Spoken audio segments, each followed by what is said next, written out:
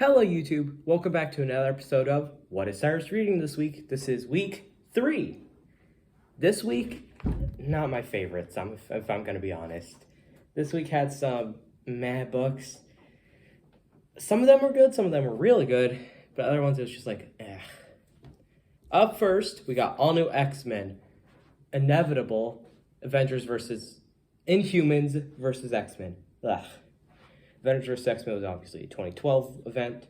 Inhumans vs. X-Men is also apparently an event that I had no idea about, and this was the all-new X-Men tie-in. The main point of the story is essentially Bobby has a boyfriend named Romeo. Romeo's an Inhuman. Bobby's an X-Men. But the X-Men and Inhumans are fighting. What are they gonna do? Moral of the story is it's a new start for the X-Men, essentially. This book's a new start for the all-new X-Men. They bring in a new headmaster. Storm leaves.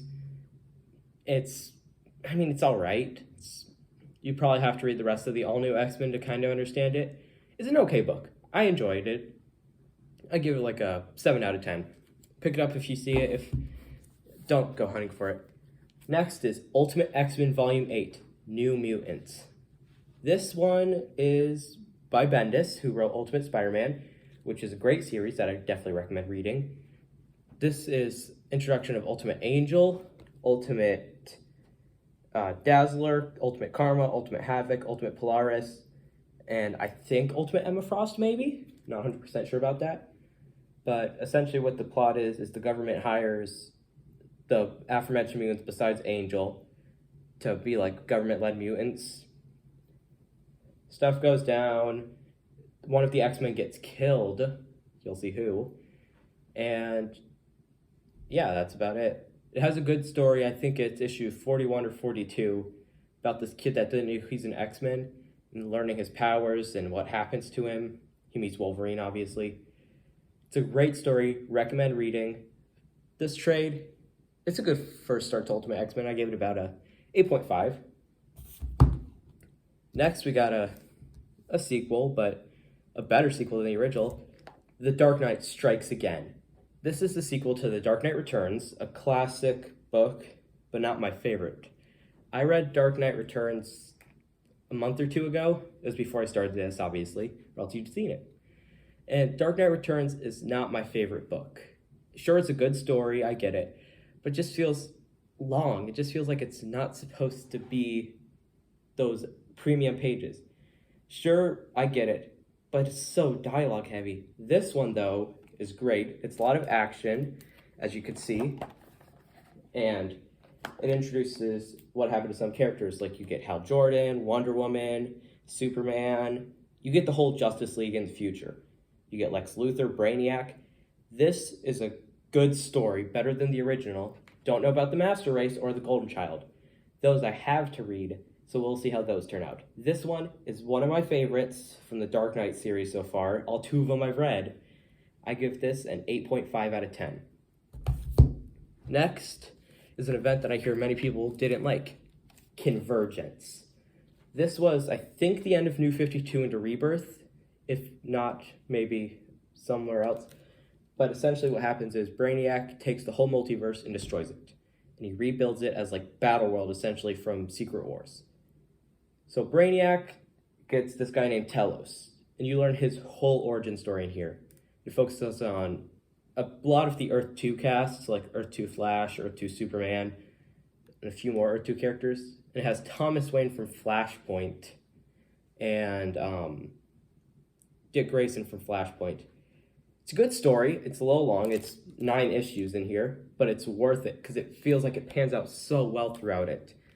And it works so well in the storytelling front because you think it should end around issue 4, and a twist happens, and you find out this happens, and this happens. And the art's absolutely beautiful from this. Like this 2-page spread, it's just amazing. This story's great. You don't even have to read any of the tie-ins to know how great it is. This one I recommend reading, and I give it a 9 out of 10. Next is All-Star Batman #1, My Own Worst Enemy. I had higher expectations going into this one because, it's Scott Snyder and he's critically acclaimed for his Batman run, which introduced the Court of Owls and this and that and this and that. This one, didn't like. It focuses on Batman helping Two-Face, and sure, that could work. Had a reintroduction of one of my favorite Batman foes, the Great White Shark. And if you haven't read that story where he's introduced, I believe it's called Arkham Asylum, A Hell on Earth, if not that. But it's amazing. It's a great story about Arkham. But that's not this book. It's Two-Face, the what's-his-face side. The good side of Two-Face wants to be helped and cured. The bad side of Two-Face doesn't. So he sets up all these things. Everything goes down. And I think Batman has a new sidekick in here. I haven't seen it before. And so it's only 5 issues, but it's a lot more because they add this whole new story called The Cursed Wheel at the end. And it's this wheel that shows people's personalities, and Batman does it to every single one of his teammates. It's an okay story. I mean, maybe read it if you find it. It's like 5, maybe don't. Your personal opinion. Next is one I really enjoyed, which I didn't think I would. Death of Wolverine. Well, obviously this isn't in continuity anymore because Wolverine's still alive, but that's not the point. This was better than Ultimate Spider-Man's death, but not as great as the death of Thor, Jane Foster. And if you think those are spoilers, just read the cover of them. Death of Wolverine, Death of Ultimate Spider-Man, Death of Mighty Thor. I mean, those aren't spoilers. Those are the covers and the titles. This one is, first off, the art's beautiful. The story's great. Just look at this art. You can see how much care and dedication was put into it. And it's just, I love this story so much. So it started off, Wolverine lost his healing factor. How? I don't know, but he did. And so now he can die. So he wanted to just live and die of old age, but he doesn't. And you'll figure out why in this story. This one's great. Recommend reading it 100%. I didn't know anything about Wolverine. Well, besides, the basics. Incredible Hulk 181, he's healing factor. I didn't know how he lost the healing factor. And I still enjoyed this book so much. This one is a 9.5 out of 10. Next, we've got one that was kind of met with criticism as it was coming out. Spider-Man by J.J. Abrams. It's called Bloodline. And this one follows this new villain called Cadaverous. Yeah. And Spider-Man's son, who's named Ben Parker. Who would have guessed? Like Uncle Ben.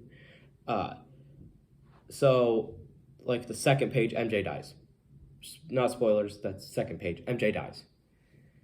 And the story follows Peter's son, who's learning about his powers, and Peter, who's always on business trips because he doesn't want to associate with his son at the moment, and how that happens, and what Cadaverous is, and what he's doing with everything. It's kind of like an Old Man Logan kind of timeline where it's in the future, but it's not too far in the future where everything's destroyed, but it's far enough in the future where you get some older characters. It's you may come across a champion Amadeus Cho, and they'll be 30 now instead of the 15 they were in the original story. This one wasn't my favorite. It wasn't the worst. I recommend reading it. I give it a 7.5 out of 10. That's it for this week. That was What I Started Reading, week 3. I hope you enjoyed. Make sure to like, comment, subscribe, and have a good day.